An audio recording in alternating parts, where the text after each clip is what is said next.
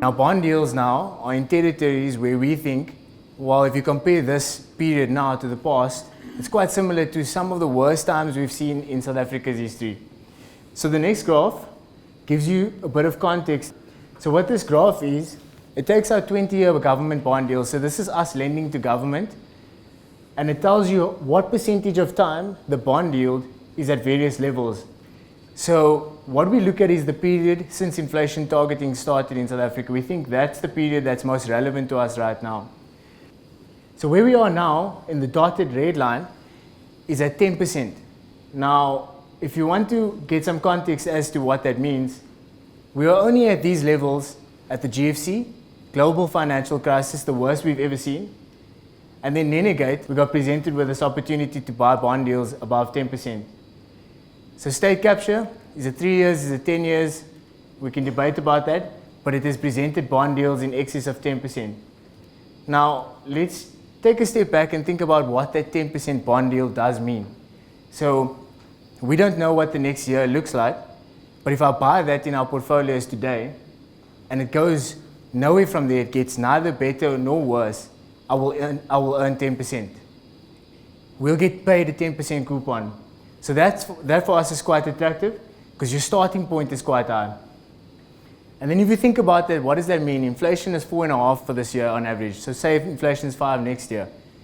That means if you decide to walk into cash instead of these bond deals, you're leaving 5% on the table. And then the other part of it is you're getting a real yield now of 5%, which is almost, as I mentioned, in rare territory. This region between 8.5% and 9% is what you could say where bond deals spend more of their time. So where we are now, we're 1.5% higher than that.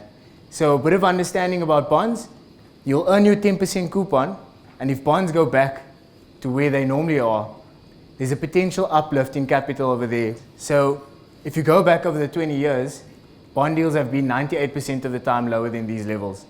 So if you roll this forward, and you say the structure of SA either improves or it doesn't get worse from here, you could expect close to 98% chance that bond deals will be lower from here. Lower bond deals, higher prices, good performance in our portfolios. So what this graph looks at, and it takes your actual returns over the last over the same period, and it says if I bought the bond deal, for example, at 9%, what return did I make over the subsequent 3 years? So that's 3-year annualized returns. So what's interesting about this graph, the first thing, and it's very clear, the higher your bond yield, the higher your subsequent total annualized return. So again, I use the example of 9, and 9 is quite important because on average, if you went back over time, when you bought bond deals or the 20-year government bond at 9%, you've made on average 8% every year for 3 years. And you've never lost against inflation.